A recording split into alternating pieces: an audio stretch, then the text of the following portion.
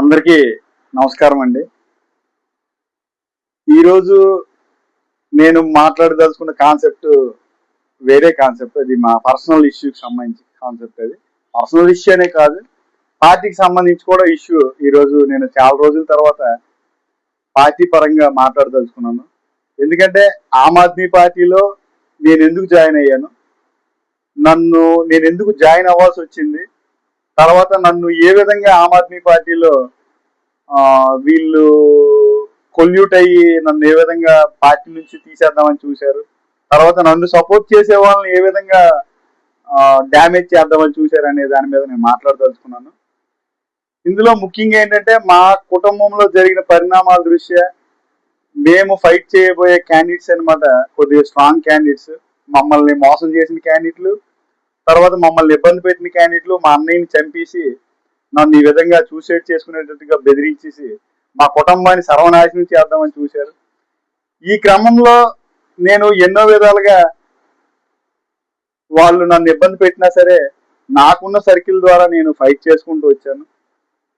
ఈ క్రమంలోనే నాకు గతంలో కూడా ఈరోజు ఈ టోపీ పెట్టుకొని ఈ కండువా పెట్టుకొని మాట్లాడుతున్నానని ఏదో కొంతమంది అనమాట ఏదో మా పార్టీకి సంబంధించిన కాదన్నట్టు రకరకాల అంతకుముందు ప్రచారం చేసినా సరే, నేను అరవింద్ కేజ్రీవాల్ గారి మీద అభిమానంతోనే ఈ పార్టీలో నేను జాయిన్ అయ్యాను.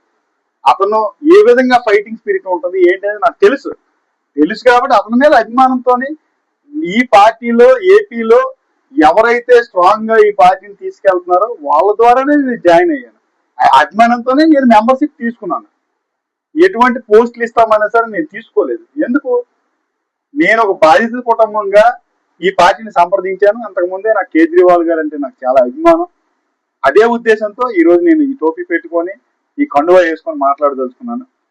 ఎప్పుడైతే మాకు ఇష్యూ జరిగిందో నేను నాకు తెలిసిన సర్కిల్ ద్వారా ఈ పార్టీలో ఎవరైతే స్ట్రాంగ్ గా పనిచేస్తున్నారనేది నేను సెర్చింగ్ చేశాను.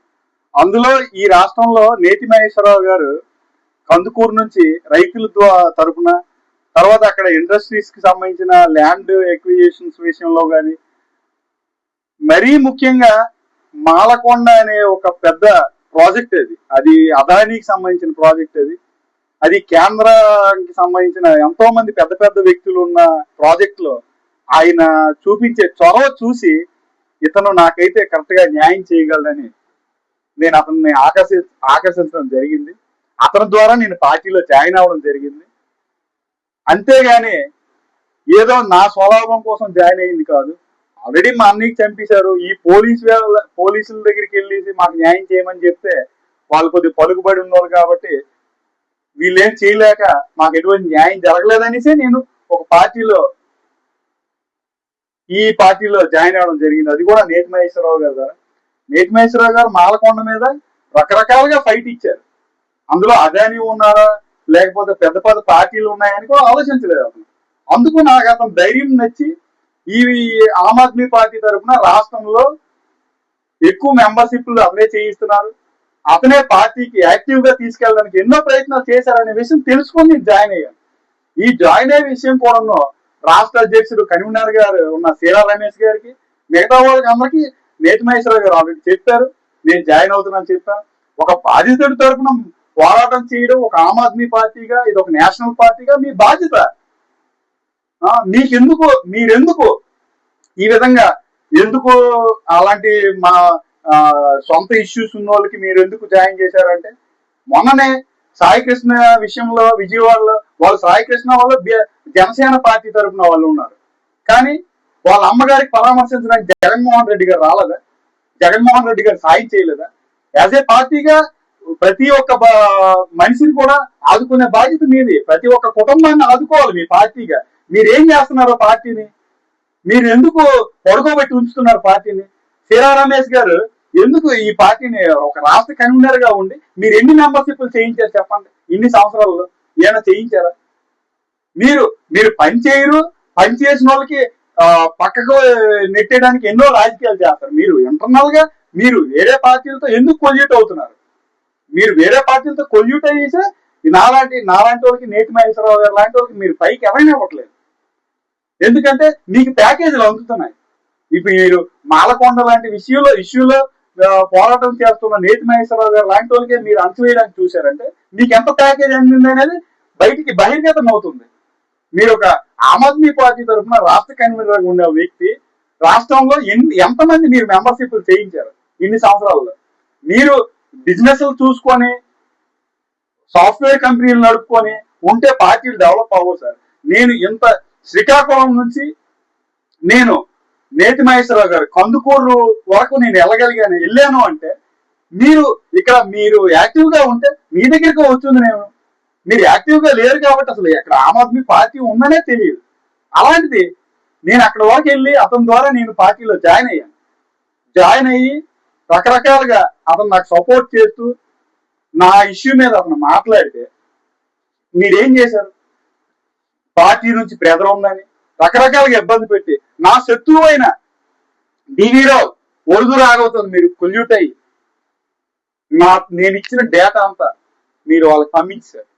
ఆ పంపించడం ఈ రోజు నేను చాలా ఇబ్బంది పడుతున్నాం. మేము మీ పార్టీలో నేను జాయిన్ అయినందుకు ఆల్రెడీ మీకు నేను పార్టీలో జాయిన్ అయ్యేటప్పుడు ఆల్రెడీ చెప్పే జాయిన్ అయ్యాం. మీకు ఆల్రెడీ ఇంటిమేషన్ నేతి మహేశ్వరరావు ఇచ్చారు. నేను పార్టీలో జాయిన్ అయిన తర్వాత శ్రీరా రమేష్ గారు మీరు నిజంగా చెప్పండి, మీరే నాకు ఫోన్ చేశారు. ఫోన్ చేసి ఈ ఇష్యూ మీద నేను చెప్పాను, ఉన్న విషయం నాకు హెల్ప్ చేయండి సార్, ఈ విధంగా జరిగిందని చెప్పాను. చెప్పినాక నేను ఖచ్చితంగా హెల్ప్ చేస్తామని చెప్పారు. చెప్పినాక మీరు వేసింది ఏముంది? ఎప్పుడైతే పైనుంచి ప్రెజర్ వచ్చిందో వాళ్ళు కొల్యూట్ అయిపోయి నా చేత బలవంతంగా క్షమాపణ చెప్పేందుకు మీరు ప్రయత్నం చేశారు. ఇది వాస్తవం. ఎవరిదంటే తిరుపతి ఉపాధ్యక్షులు వెంకటాచలపతి గారితో కూడా నాకు ప్రెజర్ చేశారు. మీరు పార్టీ నుంచి వెళ్ళిపోండి, మాకు హై ప్రెజర్ ఉంది, మేము డివి రావుతో పడలేకపోతున్నాము అని మీరు చెప్పారు. మీరు ఒక లాయర్కే మీరు ఎదుర్కోలేకపోతే రాష్ట్రాన్ని మీరు ఏ విధంగా పేదలకు మీరు సపోర్ట్ చేసి ఈ పార్టీని నిలబెట్టగలరు రాష్ట్రంలో? ఇది ఎంతవరకు కరెక్ట్? మీరు నా బదులుగా నేను క్షమాపణ చెప్పనంటే నేతి మహేశ్వరరావు గారి మీద ప్రెజర్ చేసేసి ఆయన చేత క్షమాపణ చెప్పేసి ఆ వీడియో అనమాట మీరు డివి రావు గారికి పంపించలేదా? డివి రావు గారు పంపించిస్తే అతను బ్లాక్ మెయిల్ చేయడం వాస్తవం కాదు. తర్వాత అదే విషయం నేను మీకు శ్రీరా రమేష్ గారు మీకు అడిగితే మీరేం చెప్పారు? మీ ఫోన్ హ్యాక్ చేసినట్టే ఇది కూడా వీడియో హ్యాక్ చేసి ఉంటారని చాలా వెటకారంగా మాట్లాడారు. మీకు వెటకారం అలవాటై ఉండొచ్చు, కానీ నాలాంటి సఫర్ అయిన కుటుంబాల సంగతి ఏంటి? నేనేమైనా స్మగ్లర్నా? లేకపోతే గంజాయి స్మగ్లింగ్ చేసినట్టు ఈ విధంగా మీరు డివి రావుతో కొల్యూట్ అయ్యి మీరు కేసులు పెట్టించింది వాస్తవం కాదా? మీరెందుకు కొల్యూట్ అయ్యారు? ఈ రోజు కూడా నేను మెడికల్ మాఫియా మీద ఫైట్ చేస్తానని మీకు చెప్పుకున్నాను ఇంతకు ముందు కూడా. చెప్పి దాని మీద వీడియోలు చేసేసరికి మళ్ళీ మీకు ఎక్కడి నుంచి ప్రెజర్ వచ్చింది? మీకు ఎక్కడి నుంచి ప్యాకేజ్ వచ్చింది? మీరు ఎందుకు లొంగిపోయారు ఆ మెడికల్ మాఫియాకి? దీనికి ఖచ్చితంగా సమాధానం చెప్పాలి. నా దగ్గర ఎవిడెన్స్ ఉందని నేను చెప్పినా సరే మీరెందుకు దీని మీద చర్యలు తీసుకోవట్లేదు? మీరు రాష్ట్రంలో ఆమ్ ఆద్మీ పార్టీని డెవలప్మెంట్ చేయడానికి ఉన్నారా, లేకపోతే అలాగా కూర్చోబెట్టడానికి ఉన్నారనేది ప్రజలకు తెలియాలి. ప్రజలకి తెలియాలి, మన కార్యకర్తలు కూడా, ఆమ్ ఆద్మీ పార్టీ కార్యకర్తలు కూడా తెలియాలి. ఒక కార్యకర్తగా ఉన్న నన్ను మీరు సస్పెండ్ చేయించారు అంటే అది కూడా మీతో కాకుండా జిల్లాలో కనీసం అతను ఏ పనులు చేశారు చెప్పండి? ఈ జిల్లా కన్వీనర్ గా ఉన్న పైడి నాయుడు అనే ఆ వ్యక్తి ఏ కార్యక్రమం చేశాడు? ఏ ఇష్యూస్ మీద ఫైట్ చేశాడు?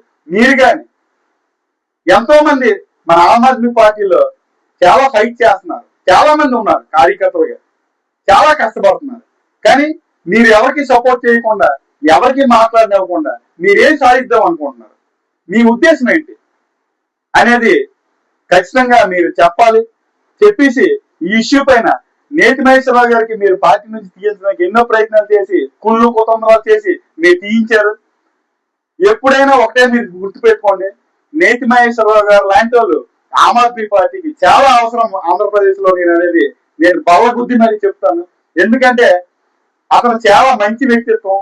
ఎప్పుడైనా ఎవరికైనా సాయం చేద్దామనే ఒక వ్యక్తి కానీ, ఎవరి దగ్గర డబ్బులు తీసుకోవడం కానీ, వేరే వాళ్ళకి ఎవరికి ఇబ్బంది పెట్టడం కానీ, ఎవరికైనా హింస పెట్టే క్యాండిడేట్ కాదు ఆయన. నాకు రాజకీయం నేర్పిన గురువుగా అతనికి నేను ఎప్పుడు కృతజ్ఞతగానే ఉంటాను. ఎందుకంటే నాకు అతను చేసిన సహాయం అనేది ఒక్కరోజు చేసినా సరే నేను జీవితాంతం గుర్తు పెట్టుకునే విధంగా నాకు అతను ధైర్యాన్ని నింపారు. ఆ ధైర్యంతోనే నేను ఈరోజు మాట్లాడుతున్నాను. మీరు ఎంతమంది అతన్ని అణిచివేద్దామని చూసినా సరే ఇంకా స్ట్రాంగ్ గా అతను తయారయ్యి ఢిల్లీ లెవెల్లో అతను ఒక ఒక ఒక పెద్ద నాయకుడిగా తయారవ్వాలని నేను మనస్ఫూర్తిగా కోరుకుంటూ, ఇలాంటివి మీరు మానుకొని ఇకనైనా సరే నాలాంటి కుటుంబాలకి మీరు సహాయం చేస్తూ ఈ పార్టీని ఆంధ్రప్రదేశ్ లో ముందుకు తీసుకెళ్తారని మనస్ఫూర్తిగా కోరుకుంటూ సెలవు తీసుకుంటున్నాను. అందరికీ ధన్యవాదాలు.